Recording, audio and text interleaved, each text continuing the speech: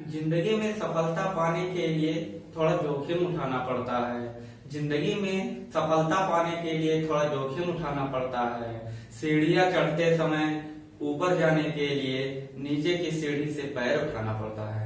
तो दोस्तों आइए, अपने YouTube चैनल इलेक्ट्रिकल एजुकेशन में आपका स्वागत है। दोस्तों आज हम डीसी जनरेटर के कुछ महत्वपूर्ण प्रश्नों को देखेंगे। आज हम 15 प्रश्नों को लेकर आए हैं, जिसमें से यूपीपीसीएस में बहुत बार पूछे गए हैं ये सभी प्रश्न। आज हम इन प्रश्नों को डिस्कस करने वाले हैं। तो चलिए दोस्तों, आज हम देखते हैं। अगर आप इस चैनल पर नए हैं तो रेड कलर से सब्सक्राइब का ऑप्शन दिखाई दे रहा होगा, उसको आप प्रेस कर लीजिएगा और बेल आइकन को भी प्रेस कर लीजिएगा, जिससे हर वीडियो की नोटिफिकेशन आपको सबसे पहले मिले। तो चलिए दोस्तों, आज हम बात करते हैं। कह रहा है कि डीसी सीरीज मोटर में लोड बढ़ाने पर वोल्टेज क्या होगा। डीसी सीरीज मोटर में लोड बढ़ाने पर वोल्टेज दोस्तों क्या होगा। तो ये हमारा है डीसी सीरीज मोटर। तो दोस्तों इसमें क्या होगा कि वोल्टेज जो होता है बढ़ जाएगा। वोल्टेज क्या होगा दोस्तों, वोल्टेज बढ़ जाएगा। कैसे दोस्तों बढ़ जाएगा। तो दोस्तों इसमें क्या होता है कि जब हम लोड बढ़ाते हैं तो सीरीज फील्ड वाइंडिंग में धारा का मान अधिक हो जाता है। जब सीरीज फील्ड में धारा का मान अधिक हो जाएगा दोस्तों, तो उसमें फ्लक्स का मान जो है अधिक हो जाएगा। जब फ्लक्स का मान अधिक हो जाएगा दोस्तों, तो उसमें क्या होगा कि ईएमएफ जो उत्पन्न होगा, ईएमएफ अधिक उत्पन्न होगा, जिससे वोल्टेज का मान जो है बढ़ जाएगा दोस्तों। तो सीरीज फील्ड धारा बढ़ जाएगी।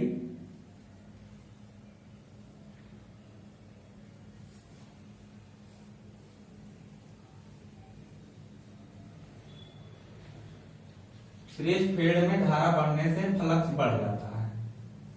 फ्लक्स बढ़ जाता है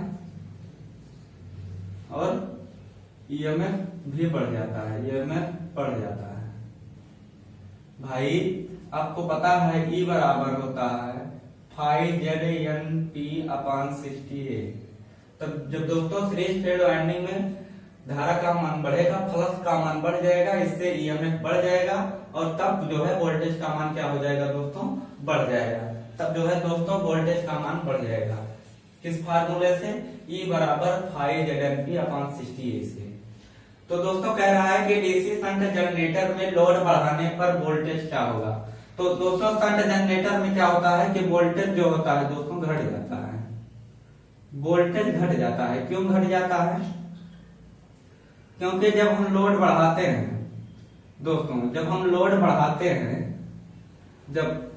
बढ़ाते हैं तो शंट फील्ड वाइंडिंग में जाने वाली धारा कम हो जाती है, जिससे फ्लक्स का निर्माण बहुत कम होता है और ईएमएफ का मान दोस्तों कम हो जाता है, जिससे वोल्टेज का मान कम हो जाता है। क्या होता है शंट फील्ड वाइंडिंग दोस्तों ऐसे होता है। ये हमारा आर्मेचर होता है, ये हमारा लोड होता है। तो दोस्तों जब हम लोड बढ़ाएंगे तो सारी धारा जो है, मैक्सिमम धारा इधर लोड पे जाने लगेगा और इसमें धारा का मान कम हो जाएगा, क्योंकि शंट फील्ड प्रतिरोध जो होता है, इसका प्रतिरोध जो होता है अधिक होता है।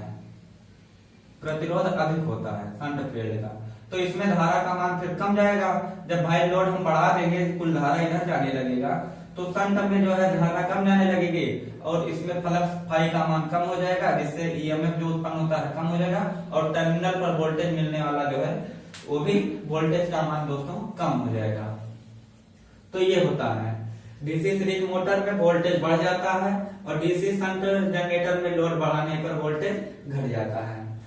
आइए बात करते हैं तीसरा नंबर प्रश्न। कह रहा है लोड बढ़ाने पर सीरीज फील्ड वाइंडिंग का फ्लक्स ज्यादा बढ़े। अगर सीरीज फील्ड वाइंडिंग का फ्लक्स ज्यादा बढ़ेगा और शंट फील्ड वाइंडिंग का फ्लक्स में कमी कम हो। सीरीज फील्ड वाइंडिंग में फ्लक्स में वृद्धि ज्यादा हो और जो है शंट फील्ड वाइंडिंग फ्लक्स में कमी कम हो, तब कौन सा जनरेटर दोस्तों कहलाएगा। ये हमारा कहलाएगा over compound generator. Over compound DC generator कहलाएगा। क्या कहलाएगा दोस्तों, ओवर कंपाउंड डीसी जनरेटर कहलाएगा। कह रहा लोड बढ़ाने पर सीरीज फील्ड वाइंडिंग में फ्लक्स में वृद्धि शंट फील्ड वाइंडिंग के फ्लक्स में कमी के बराबर हो। यानी कि जो हमारा सीरीज फील्ड वाइंडिंग के फ्लक्स में जो वृद्धि होगा और शंट फील्ड वाइंडिंग के फ्लक्स में जो कमी होगा, दोनों अगर बराबर हो जाएंगे, यानी कि फाई एस ई बराबर हो जाएगा फाई एस एच, ये अगर हो जाएगा तो दोस्तों कौन सा जनरेटर होगा? तो कौन सा जनरेटर होगा? ये दोस्तों हमारा हो जाएगा फ्लैट कंपाउंड जनरेटर, फ्लैट या लेवल कंपाउंड जनरेटर। कौन सा जनरेटर होगा दोस्तों? लेवल कंपाउंड जनरेटर या फ्लैट कंपाउंड डीसी जनरेटर होगा।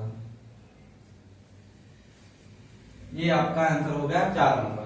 कह रहा कि लोड बढ़ाने पर सीरीज फील्ड वाइंडिंग के फ्लक्स में वृद्धि शंट फील्ड वाइंडिंग के फ्लक्स में कमी से भी कम हो। यानी जो शंट फील्ड वाइंडिंग में फ्लक्स में कमी हो रहा है, सीरीज फील्ड वाइंडिंग के फ्लक्स में ये जो कमी हो रहा है इससे कम वृद्धि हो उसमें।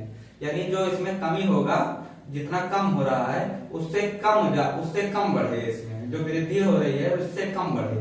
तो ये दोस्तों क्या कहलाएगा? Under compound DC generator.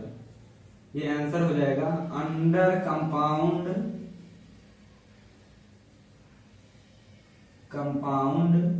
DC generator.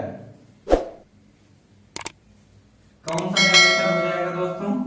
Under compound DC generator हो जाएगा। कौन सा हो जाएगा दोस्तों? अंडर कंपाउंड डीसी जनरेटर हो जाएगा। आइए बात करते हैं 6 नंबर प्रश्न। कह रहा है कि जब सीरीज फील्ड वाइंडिंग एवं शंट फील्ड वाइंडिंग के फ्लक्स एक दूसरे के सहयोगी हों तब कौन सा जनरेटर कहलाएगा? जब दोस्तों शंट फील्ड वाइंडिंग का फ्लक्स और सीरीज फील्ड वाइंडिंग का फ्लक्स एक दूसरे की मदद करेगा, तो ये दोस्तों क्या कहलाएगा? हमारा कम्युलेटिव कंपाउंड जनरेटर कहलाएगा। क्या कहलाएगा? Cumulative compound generator, cumulative compound generator. और अगर जो है शंट फील्ड वाइंडिंग के फ्लक्स और सीरीज फील्ड वाइंडिंग के फ्लक्स एक दूसरे के विरोधी हो तो उसमें क्या हो जाएगा दोस्तों? वो हमारा डिफरेंशियल कंपाउंड जनरेटर होगा। तो आइए इसको हम मिटा देते हैं, तब जो है सबका आंसर हम लिखते हैं इधर।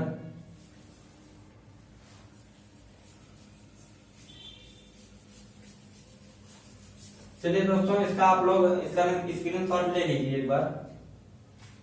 इसका आंसर ये है, इसका आंसर ये है, इसका आंसर ये, इसका आंसर ये। एक प्रश्न मिटा दिए हैं, तो हम बोले हैं प्रश्न आप लोग नोट करके लिख लीजिएगा। इसका आंसर 5वें नंबर का हो जाएगा, जो है under compound generator, under compound generator हो जाएगा। स्क्रीनशॉट ले लीजिए। 6 नंबर प्रश्न हमारा कह रहा है जब सीरीज फील्ड वाइंडिंग के फ्लक्स और शंट फील्ड वाइंडिंग के फ्लक्स एक दूसरे के सहयोगी हों तब कौन सा जनरेटर कहलाएगा? 6 नंबर का आंसर है, आंसर नंबर 6 क्या है दोस्तों? जब सीरीज फील्ड एवं शंट फील्ड वाइंडिंग के फ्लक्स एक दूसरे के सहयोगी हों तब कौन सा जनरेटर कहलाएगा दोस्तों? ये हमारा कहलाएगा क्यूमुलेटिव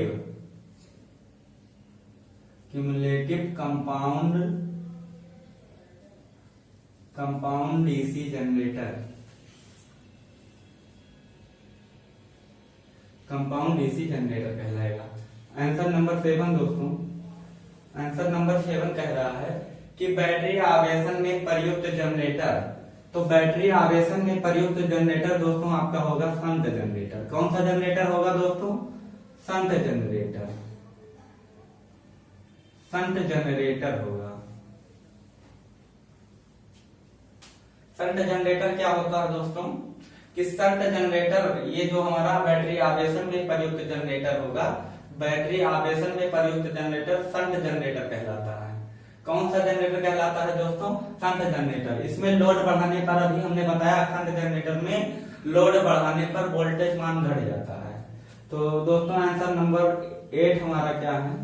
आंसर नंबर 8 कह रहा आर्क वेल्डिंग में प्रयोग होने वाला जनरेटर। आर्क वेल्डिंग में प्रयोग होने वाला जनरेटर कौन सा है? तो ये इसमें दोस्तों differential compound generator, differential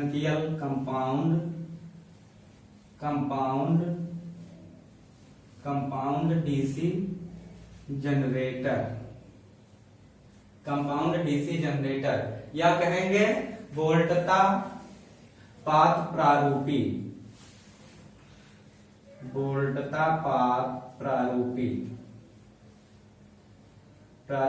generator, वोल्टता पात प्रारूपी जनरेटर भी हम कहेंगे। दोस्तों क्या कहेंगे, आर्क वेल्डिंग में प्रयुक्त होने वाले जनरेटर को वोल्टता पात प्रारूपी जनरेटर कहेंगे। जो दोस्तों या हम कहेंगे लैप कुंडलित जनरेटर भी होता है। क्या होता है? लैप वाउंड जनरेटर होता है, लैप वाउंड जनरेटर। आइए आंसर नंबर 9 देखते हैं क्या कह रहा है। 9 नंबर कह रहा है कौन सा जनरेटर सभी लोड पर स्थिर वोल्टेज देता है। कह रहा है कि कौन सा जनरेटर सभी लोड पर स्थिर वोल्टेज देता है। तो स्थिर वोल्टेज जो है फ्लैट कंपाउंड जनरेटर या लेवल कंपाउंड जनरेटर। दोस्तों कौन सा जनरेटर सभी लोड पर स्थिर वोल्टेज देता है?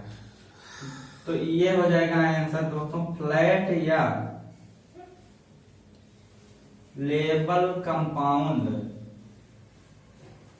DC generator.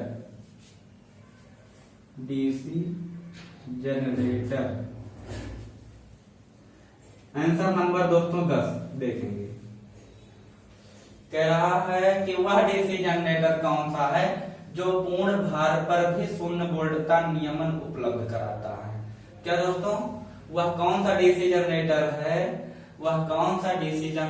है जो पूर्ण भार पर भी शून्य वोल्टता नियमन उपलब्ध कराता है? तो दोस्तों ये हमारा हो जाएगा cumulative compound generator. Cumulative compound generator cumulative compound generator होता है। एक हमारा होता है फ्लैट कंपाउंड जनरेटर या फ्लैट कंपाउंड जनरेटर।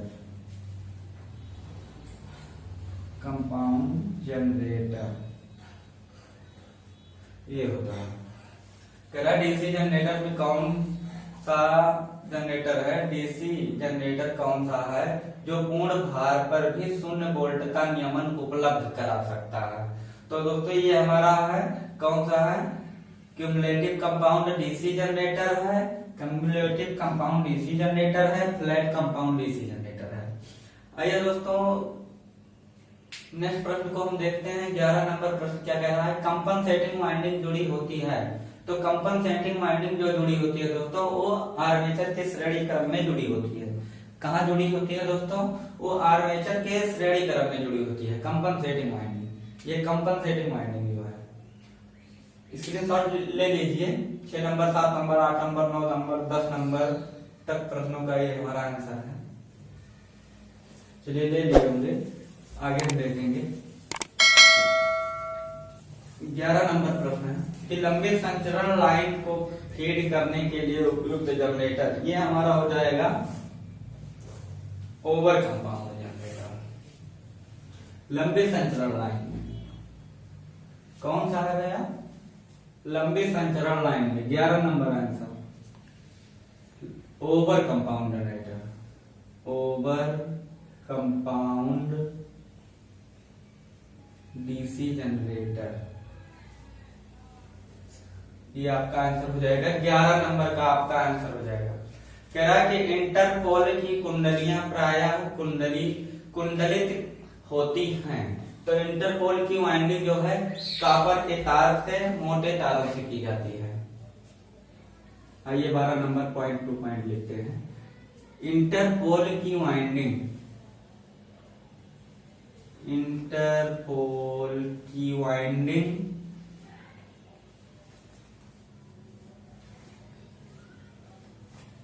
कॉपर के मोटे तार से किया जाता है। मोटे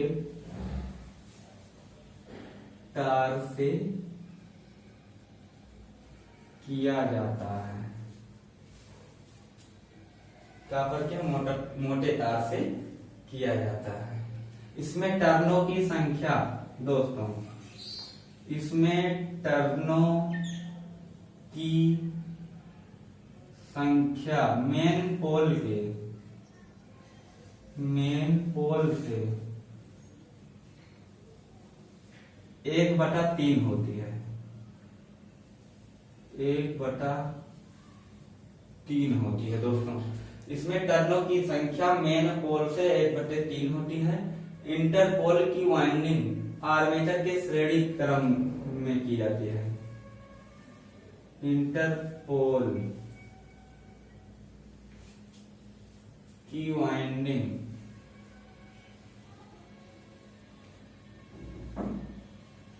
आर्मेचर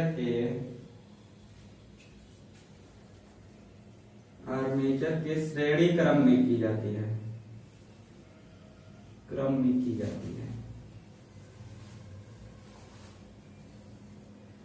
है, तो दोस्तों इंटरपोल की कुंडलियां प्राय कुंडलित की जाती हैं, तो कॉपर के मोटे तार से की जाती हैं। इसमें टर्नों की संख्या मेन पोल से 1/3 होती है, और जो है इंटरपोल की वाइंडिंग आर्मेचर के श्रेणी क्रम में की जाती है दोस्तों, आर्मेचर के श्रेणी क्रम में की जाती है।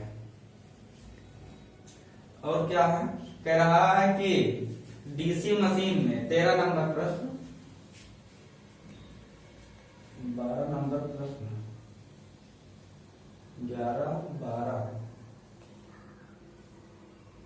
11 नंबर संचरण लाइन को फीड करने के लिए उपयुक्त जनरेटर ओवर कंपाउंड जनरेटर हो गया। 12 नंबर जो है कंपनसेटिंग वाइंडिंग जुड़ी होती है। 12 नंबर दोस्तों, ये 13 नंबर था। 12 नंबर कह रहा है कि कंपनसेटिंग वाइंडिंग जुड़ी होती है, तो आर्मेचर के श्रेणी क्रम में दोस्तों, आर्मेचर के श्रेणी क्रम में जुड़ी होती है। हमने बताया लेकिन लिखा नहीं। आर्मेचर के श्रेणी क्रम में जुड़ी होती है।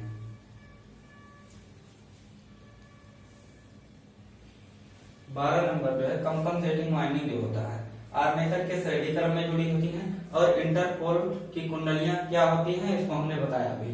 13 नंबर बीच में हमने आर्मेचर के श्रेणी क्रम में जोड़ी जाती है कंपनसेटिंग वाइंडिंग के बारे में बताया, लेकिन लिखा नहीं, इसके लिए सॉरी। चलिए 14 नंबर प्रश्न हम देखते हैं। कह रहा है कि डीसी मशीन की वाइंडिंग फुल पिच वाइंडिंग कहलाती है। दोस्तों गलती सबसे होती है, डीसी मशीन की वाइंडिंग फुल पिच वाइंडिंग कहलाती है। तो जब वाइंडिंग का विस्तार पिच वाइंडिंग के बराबर हो, पोल पिच वाइंडिंग के बराबर हो, जब वाइंडिंग का विस्तार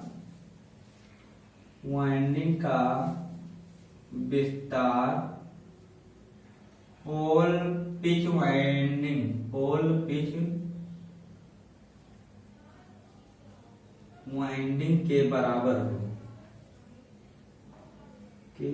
बराबर हो, जब वाइंडिंग का विस्तार पोल पिच वाइंडिंग के बराबर हो, तब जो है फुल पिच वाइंडिंग कहलाती है। आइए देखते हैं फुल पिच वाइंडिंग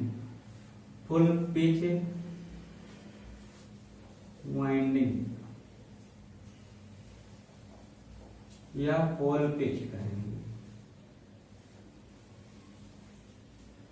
पिच कहेंगे। ठीक है दोस्तों, पोल पिच वाइंडिंग या पोल पिच कहेंगे, या हम कहेंगे 180 डिग्री इलेक्ट्रिकली या विद्युतीय ये कहेंगे। बराबर हो जाएगा दोस्तों आर्मेचर में खांचों की संख्या,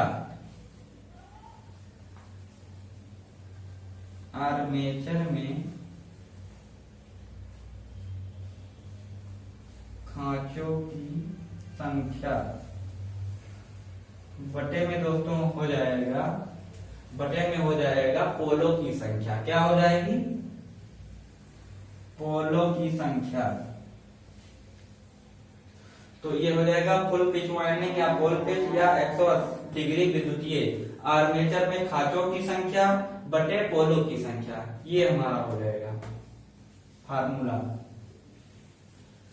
डीसी मशीन में किस प्रकार की वाइंडिंग की जाती है, आइए देखते हैं किस प्रकार की वाइंडिंग की जाती है। स्क्रीनशॉट ले लीजिए, चलिए ले लिया अभी।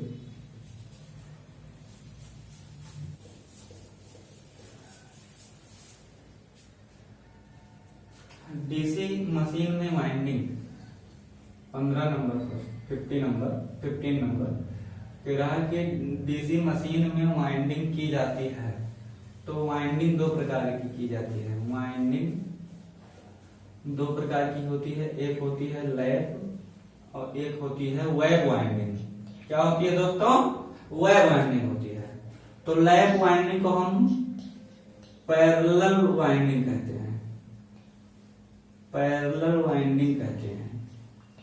और वेब वाइंडिंग को सीरीज वाइंडिंग कहते हैं,